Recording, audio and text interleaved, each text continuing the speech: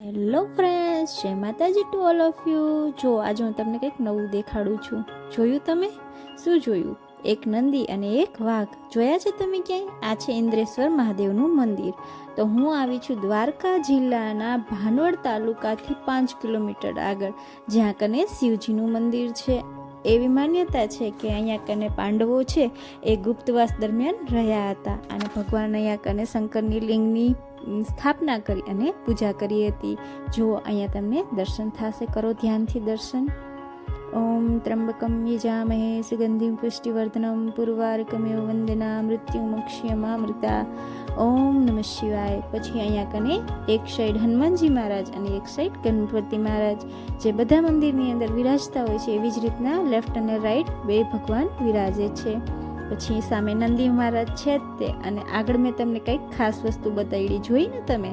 એક નંદી અને એક વાઘ. તો તમે વિચારતા હશો કે આ નંદી ને વાઘ કેમ?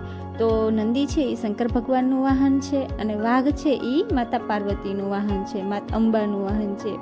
તો માતાજીના વાહનને પણ અહીંયા સ્થાનક આપવામાં આવ્યું છે. સમાધિ સ્થળ પણ તમે જોઈ શકો છો. અહીંયા બહુ બધા સમાધિના સ્થાન પણ છે. અને આ જે મંદિર છે એ 3 નદીઓના કિનારે વસેલું છે. અહીંયા કને મહારાજને રહેવાની ખાવા પીવાની સગવડ છે, સાથે અહીંયા અખંડ ધૂણો પણ છે, જ્યાં કને હોમ હવન વગેરે કરે છે. જો અહીંયા કને કેટલું જૂનું અને કેટલું સુંદર દ્રશ્ય તમે જોઈ શકો છો, શંકર ભગવાન અને પાર્વતી માતનું. આ અખંડ ધૂણો છે.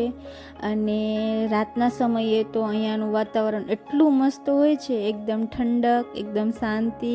આરતી ટાઈમે તો તમને એમ મજા જ આવી જાય. મેં તો દર્શન કર્યા છે, તમે એક વખત અહીંયા ચૂકથી દર્શન કરજો. આ છે નાગ દેવતા. જો અહીંયા કને અલગ અલગ નાની નાની ડેરી બનાવેલી છે. કાલ ભૈરવ અને એની સામે બટુક ભૈરવ, બંને ભૈરવોના મંદિર પણ છે. અને આ મંદિર છે એ ઘણું સદીઓ જૂનું માનવામાં આવે છે. અને ગાયત્રી માતાને ત્યાં કને દર્શન તો કર્યા, સાથે ત્યાં કને નોનસ્ટોપ જે કહેવાય છે કે ગાયત્રી મંત્રના ઉચ્ચાર કરવાથી સિદ્ધિ મળે છે, તો ગાયત્રી મંત્ર પણ ચાલતો હતો. અને આ જુઓ સમાધિ સ્થાન છે. અહીંયા કને પાંડવોએ રહી અને શંકર ભગવાનની શિવલિંગની પૂજા કરી છે એવું માનવામાં આવે છે. અને આ સંધ્યા આરતી સમયનો મેં વિડીયો બનાવેલો છે. મેં આરતીના દર્શનનો લાભ લીધો અને મને ખૂબ જ મજા આવી. જો તમે દ્વારકા જિલ્લામાં આવ્યા હોય, તમે દ્વારકા દર્શન કરવા ગયા હોય, તો અહીંયા કને અચૂકથી એક વખત લાભ લેજો. અહીંયા ત્રિવેણી સંગમ છે, ત્યાં કને લોકો પિતૃઓ માટે શ્રાદ્ધ વિધિ વગેરે પણ કરતા હોય છે. અને જ્યારે પરસોત્તમ મહિનો, શ્રાવણ મહિનો વગેરે હોય ત્યારે આ નદીએ બધા નાવા પણ આવતા હોય છે. તમને અહીંયા કને નાહી ધોઈ અને પુણ્ય પ્રાપ્તિ કરવી હોય તો ચોક્કસથી કરજો. સાથે બાળકોની અહીંયા કને ખાસ વ્યવસ્થા કરવામાં આવી છે. એટલા બધા ઝૂલા લપસ્યા છે કે અહીંયા કને પ્રવાસવાળા તો ચોક્કસથી આવતા જ હશે. અને અમે આવ્યા ત્યારે 2 થી 3 ટ્રાવેલ્સો મેં જોઈ કે બાળકો અહીંયા કને આવ્યા હતા. વેકેશનમાં પણ અહીંયા કને ઘણા લોકો આવતા હશે. જો તમારી પાસે સમય હોય તો ચોક્કસથી આવજો અને કમેન્ટ સેક્શનમાં મને જણાવજો કે તમને આ જગ્યા કેવી લાગી.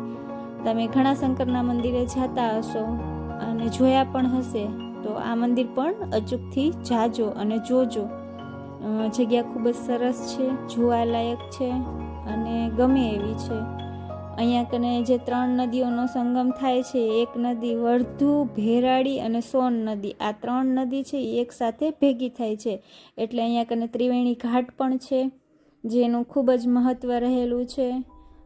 ઘણા લોકો અહીંયા કને પોતાનો ફોટોશૂટ ને એવું બધું પણ કરતા હતા, એ પણ મેં જોયું. અને ફોટો પાડવા માટે ખાસ સારી એવી જગ્યા જો તમને જોતી હોય ને આ જિલ્લાના વ્યક્તિ જો મારો વિડીયો જોતા હોય, તો તમે ચોક્કસથી ન જોયું હોય તો આ જગ્યા એક્સપ્લોર કરજો અને ફરવા જાજો. મેં તો અહીંયા કને ઘણી બધી માછલી જોઈ, પક્ષીઓ ઉડતા જોયા, જીવ અને જળનો સંગમ જોયો અને ત્રિવેણી સંગમ પણ જોયો. અને અહીંયા કને દિવાલો ઉપર બહુ જ સરસ સરસ મજાના સ્લોગન લખેલા હતા, જે વાંચીને આપણને અનુકરણ કરવાનું મન થાય. જો તમને વિડીયો ગમે તો પ્લીઝ મિત્રો લાઈક કરવાનું, તમે વિડીયો જુઓ ત્યારે જ લાઈક કરી દો, તમે ભૂલી જાઓ છો. શેર કરતા રહ્યો તમારા મિત્ર સાથે. જુઓ અહીંયા કેટલી બધી માછલીઓ છે. અમે એને બિસ્કિટ નાખ્યા, લોટ નાખ્યો, બહુ જ મજા આવી. અને એનો જે અવાજ હતો ને, બધી મછલીઓ ભેગી એકસાથે બહાર આવતી હતી ને અંદર જતી હતી, સાંભળવા લાયક હતો. એકદમ મજા આવે એવો હતો, શાંતિ આપનાર હતો. આપણે જોયા જ કરી, જોઈને પણ ન થાકી એવું મસ્ત આ દ્રશ્ય હતું. તમને આ દ્રશ્ય કેવું દેખાણું મારા વિડીયો થ્રુ? તમે મને કોઈ દિવસ કહેતા નથી કે તમને મારી વિડીયોની ક્લિયરિટી ગમે છે કે નથી ગમતી, મારો અવાજ ગમે છે કે નથી ગમતો, તમને મારો વિડીયો સારો લાગે છે કે નહીં, હું જે જગ્યાએ જાઉં છું એ જગ્યા તમને ગમે છે કે નહીં, તો એ બધું તમે મને કમેન્ટ કરીને જણાવી શકો છો, તો હું મારા વિડીયોમાં સુધારો લાવી શકું. અને આ મંદિર એટલા માટે પણ ખાસ છે કે આ મંદિરનું રહસ્ય હજી સુધી કોઈ જાણી નથી શક્યું. અહીંયા કને સવારમાં કોક પ્રથમ પૂજા થઈ જાય છે, એના પછી જ પૂજારી પૂજા કરે છે. કોણ કરી જાય છે હજી સુધી કોઈ જાણી નથી શક્યું.